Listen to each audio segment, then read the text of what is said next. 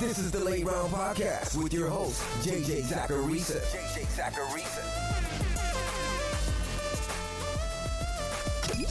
What's up, everyone? It's JJ Zacharisa, and this is episode 832 of the Late Round Fantasy Football Podcast, sponsored by FanDuel. Thanks for tuning in. Last week's Sleeper Show was very hit or miss. Like, players either did really well, or they just couldn't get going at all. Devin Singletary couldn't come through despite a really good snap share and usage. Elijah Moore, Jaden Reed, Justice Hill, Jonathan Mingo, they were not very good plays. But there were a few very nice hits. Tank Dell was featured, and he went completely nuts. Luke Musgrave finally found the end zone. The defensive streamers were strong. And Cade freaking Otton, man. Cade Otton had a multi-touchdown day. Bye weeks can make this show difficult because there are fewer players to choose from. So I was happy with some of the big performances from last week's show.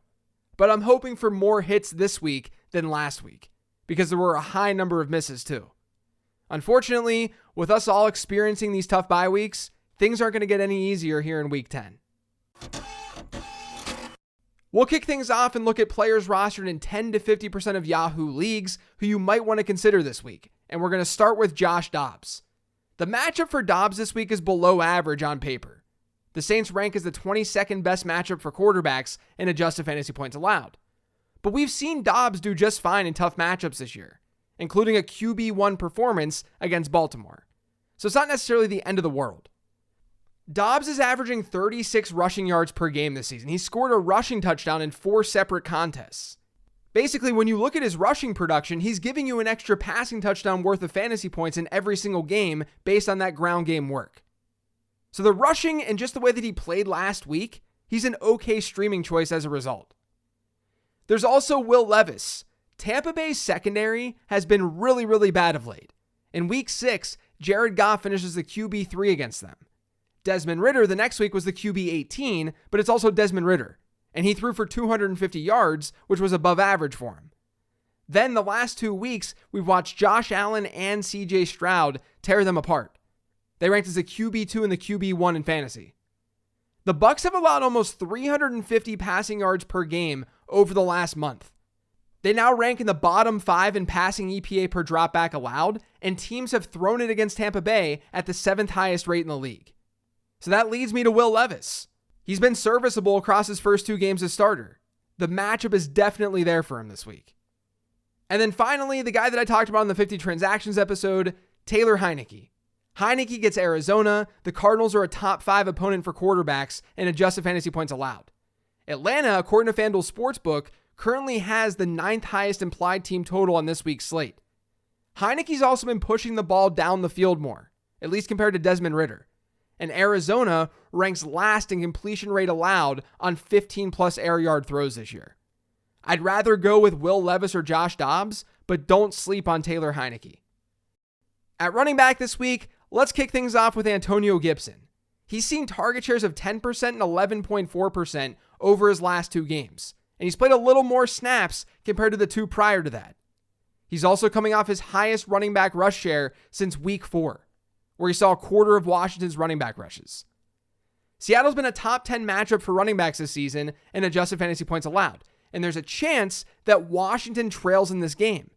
That would lead to more pass catching work out of the backfield for Antonio Gibson. I don't love him, but it's a tough week with buys, so he works. In that same game is Zach Charbonnet, and he's still rostered in just 44% of Yahoo leagues.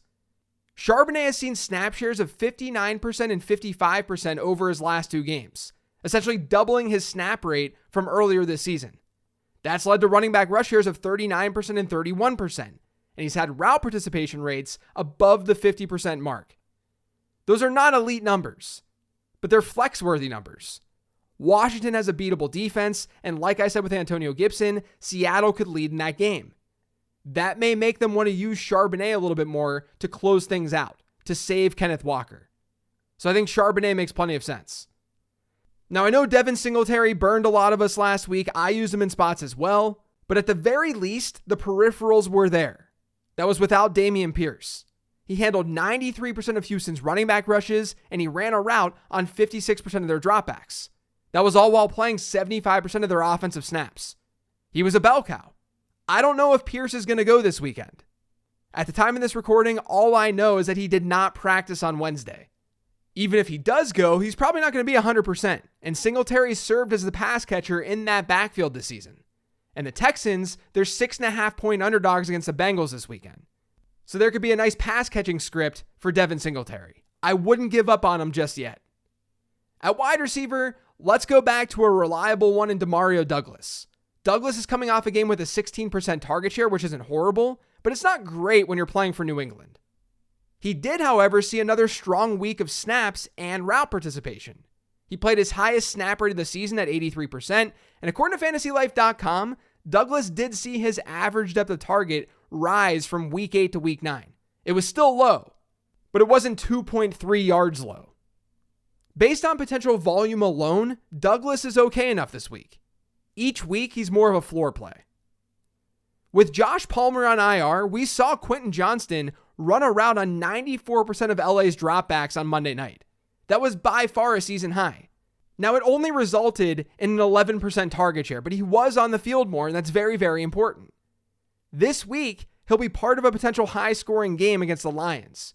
Detroit has also been an above-average matchup for wide receivers in adjusted fantasy points allowed. That's the exact opposite of what QJ saw last week against the Jets. The Jets rank as the toughest matchup. It would take a lot to play him, I totally get that, but Johnston is definitely a sleeper. In that same game is Josh Reynolds. Now, the Lions traded for Donovan Peoples-Jones, and maybe he impacts Reynolds right away here in Week 10. I'm still expecting Reynolds to play a decent number of snaps, though, because DPJ hasn't played a game for the Lions yet. The last time we saw Detroit, Reynolds didn't do that much. And really, he hasn't done that much over the last month. But he saw an 87% route participation rate, and he played 83% of their snaps. Against the Chargers, a team that ranks as a top 10 opponent for wideouts and adjusted fantasy points allowed, I do think Josh Reynolds makes sense. I'm also going to go back to Jaden Reed this week, and it's not because his usage was amazing in Week 9. It actually wasn't at all. In Week 9, Reed only played 39% of Green Bay's offensive snaps. The week before, that number was 78%. Now, part of that was game script related, but the Packers also used Dontavian Wicks a little bit more in that game. So that brings a little bit more volatility to this play. But Reed has now played the majority of his snaps this year from the slot, and no team in football has allowed a higher yards per route run rate out of the slot than the Pittsburgh Steelers. It's not even close. They've been brutal against that area of the field, as they are each season. So I think Reed does have a chance to be relevant this week. And then the last wide receiver in this tier is Noah Brown. Last week probably won't happen again for Brown this season. He scored 27 PPR points. But over his last 3 games, he's seen target shares of 21%, 21%, and 16%. Robert Woods didn't practice on Wednesday. So if he's out again, Brown should be able to maintain the higher snap share and be part of this passing attack. And it's a passing attack that has a decent matchup against the Bengals this week. Now, at tight end, with so many issues at wide receiver for New England, they ended up running a lot of 12 personnel in Week 9. Their leaders in routes run were both Hunter Henry and Mike Gesicki. Hunter Henry was the one who got it done in fantasy football. He scored 13.9 PPR points. He had a 16.3% target share. His route participation was an impressive 84%. That was his highest rate since Week 2. They get the Colts this week, and Indy is the 11th best matchup for tight ends this season in adjusted fantasy points allowed. Another potential tight end streamer this week is Gerald Everett.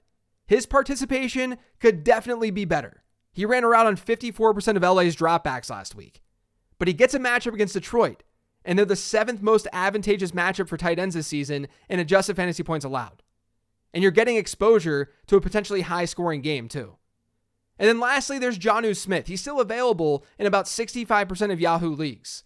He gets Arizona, and Arizona hasn't been the best matchup in the world on paper. But Jonnu has seen almost a 16% target share per game rate since Week 2, which is pretty strong at tight end. On potential volume alone, he works.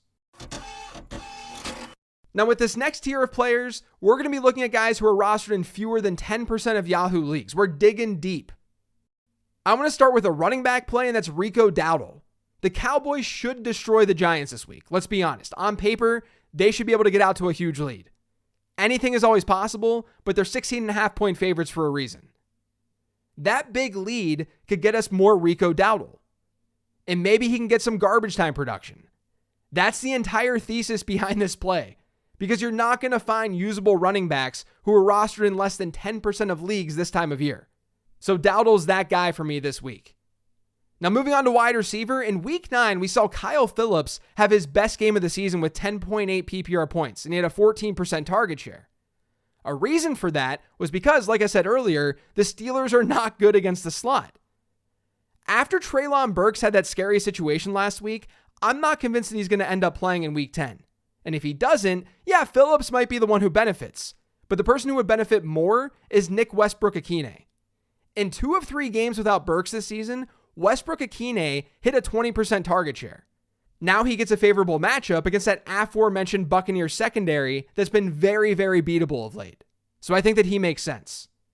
And then in that same game is Trey Palmer. Tennessee has seen the 5th highest target share to the slot this season. Palmer has run about 58% of his routes from that area of the field. Over the last 2 weeks, he's seen route participation rates around that 85% range. And he's hit a 15.4% and 13.3% target share during that 2-game stretch. That's 10 targets over his last 2 games. He's definitely a deeper league play, but I do think that there's some logic in using Trey Palmer. And then the tight end in this tier is Jawan Johnson. He ended up getting a little bit more run this past week compared to his return in week 8. He saw a rise in route participation of about 21 percentage points. He ended up with a 15.6% target share as a result. Now, Minnesota, they're just an average matchup against tight ends, but he's getting more usage, and the tight end landscape is just generally rough. So I don't mind Jawan Johnson. On defense this week, the Seattle defense recommendation from the 15 Transaction Show, they're now rostered in way too many leagues. So you could look at Tampa Bay against Tennessee. I know I just said a lot of bad things about that Tampa Bay secondary, but Will Levis has taken 6 sacks in his 2 starts. And the Titans have allowed a bottom 10 pressure rate and bottom 6 sack rate here in 2023.